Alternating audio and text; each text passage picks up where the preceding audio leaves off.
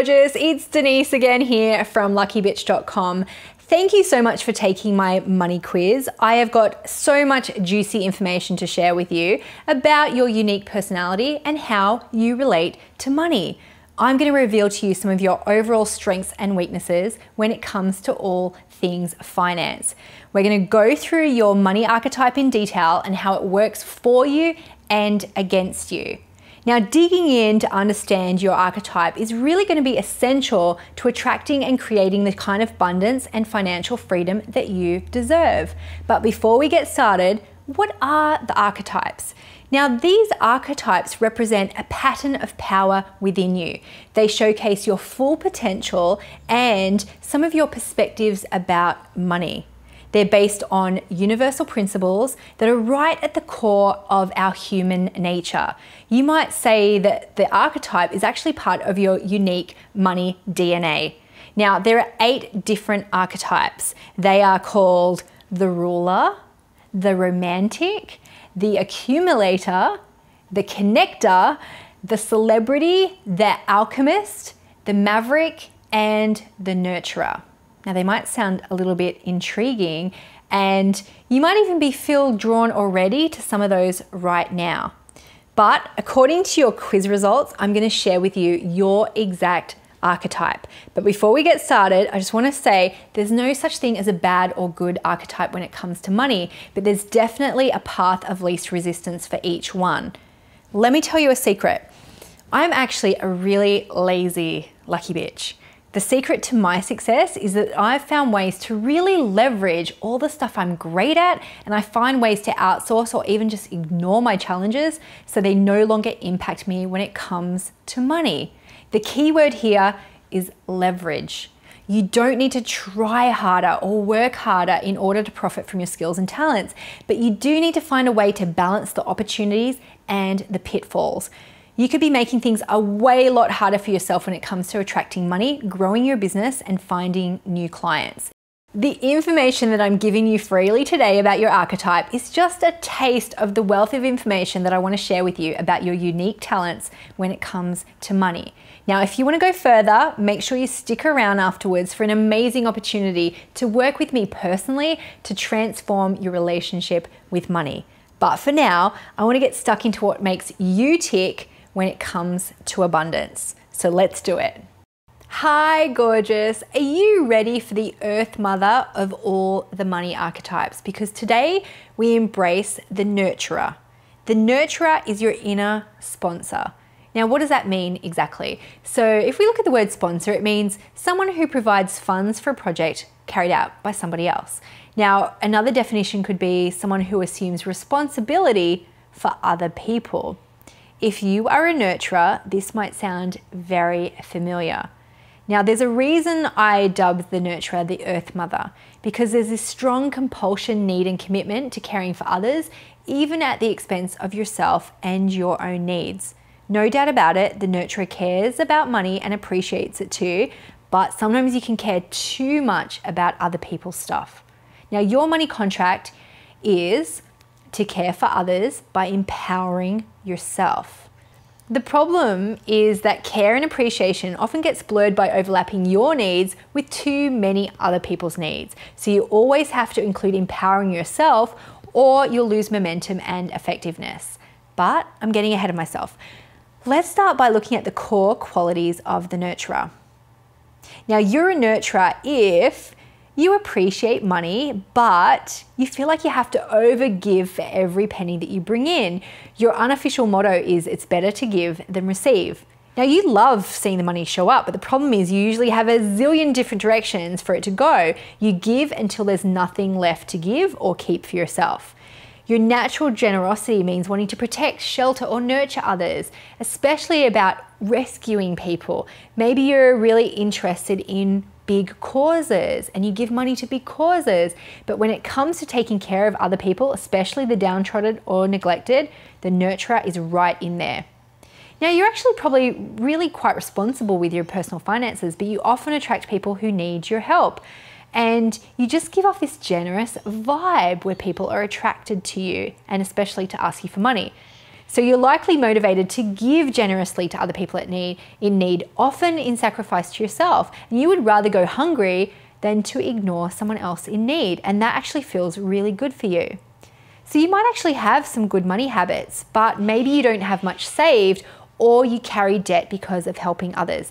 Money in, money out to other people. And you think, wow, if I have to whip out my credit card to help someone else, you'll never think twice about it. If you can help, you will. The downside of your caring heart is that sometimes you can be taken advantage of financially by others, and you can secretly feel resentful, especially when what you give is not reciprocated. Yes, even with a heart of gold, you can get annoyed and pissed off because you want to feel appreciated. Your self-worth comes from compassion, giving, and being there for others. So you've got this generosity of spirit.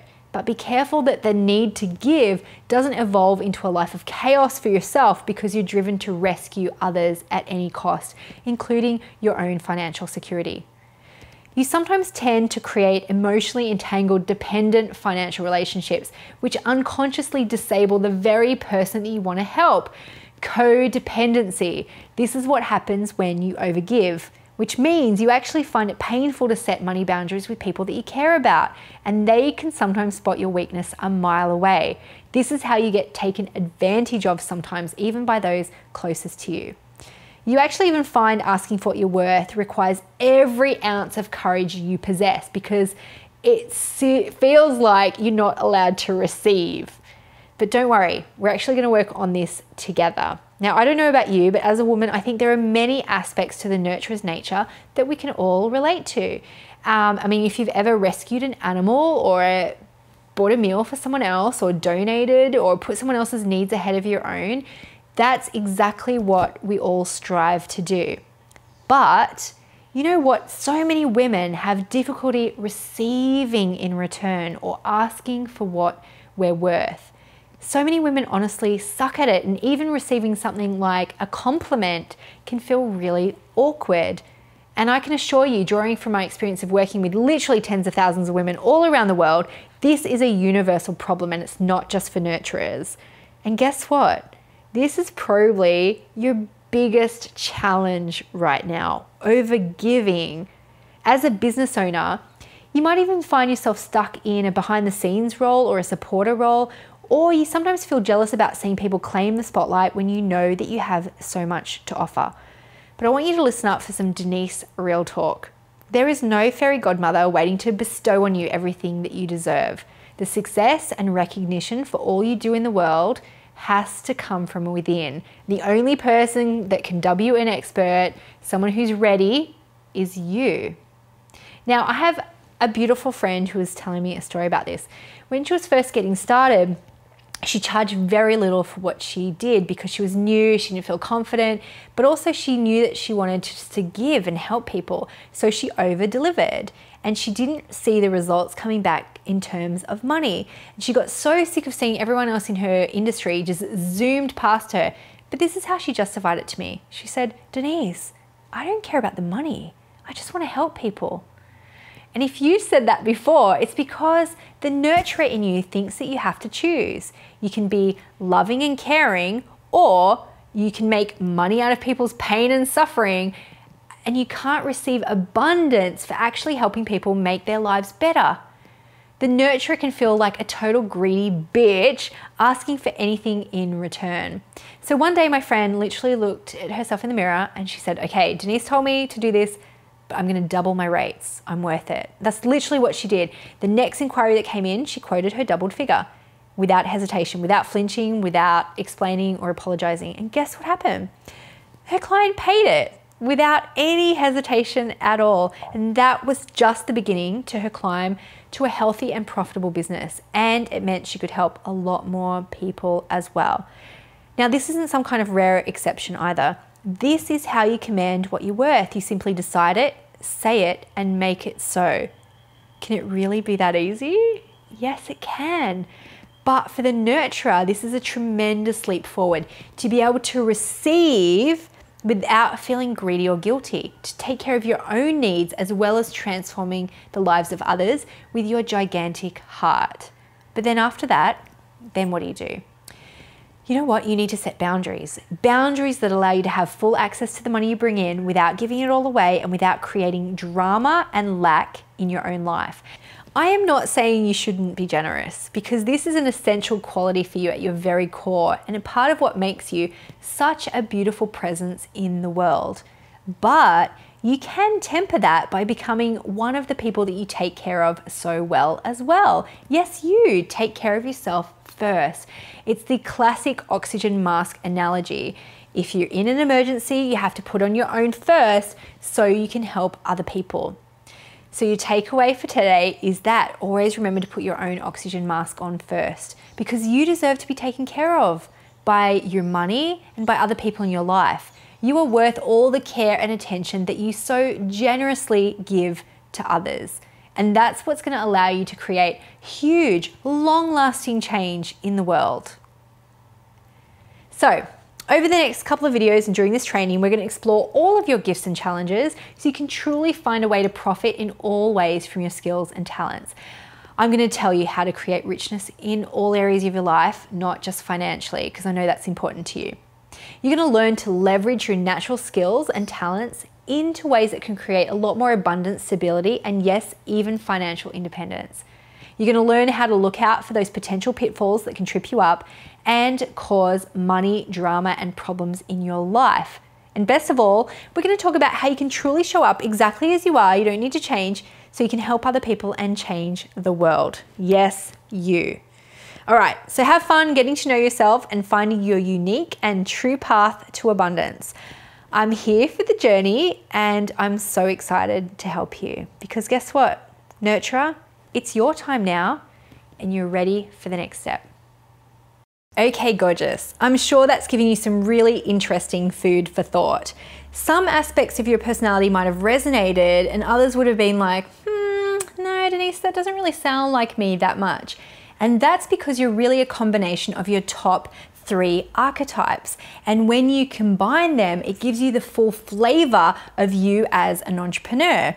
By making friends with these aspects of your personality, you'll discover how easily you can fulfill your unique soul contract agreement with yourself and your money in very powerful ways. And I know that sounds really woo-woo, but if you're a fan of personality tests in any way, you know the power of self-awareness and self-knowledge to make changes in your life and to avoid self-sabotage. Personality assessments can then offer you really surprising insights and personal truths, and learning about your money archetype in this way can be a huge time of discovery for you and even transformation. You can use this information to really own your power to become the financial leader of your life. Consider for a moment what it's going to feel like to free yourself from the financial challenges that might be holding you back, and instead literally take your place in the driver's seat, creating your amazing financial destiny in the most effective, reliable, and meaningful way possible for your personality. I promise you're absolutely going to love it, because suddenly every belief and action surrounding your money is going to shift, align, and make sense. Maybe for the first time in your entire life. And remember, there are no right or wrong archetypes. They each have their strengths and challenges. There's no good ones or bad ones. The key here is to understand the money archetypes that you have so you can overcome some of those challenges and celebrate your awesome strengths and use that as the path to true abundance. Now, next up in this free series, I'm going to share with you how I've used the knowledge of my unique archetypes to create an easy, chilled, and very profitable 7-figure business. Now, you might not have heard me talk about archetypes before, but I first discovered my personal archetype in 2010, and it was a huge catalyst for me to make massive financial changes in my life. After then becoming certified in the archetypes training, I've only actually ever shared this in my private retreats and VIP clients until now. I want to share with you the possibilities of what this knowledge can do for you and your business. Now join me on the next video and I'm going to share with you my 3 archetypes and how I've used that information to create amazing abundance in my life and how you can do it for yours as well.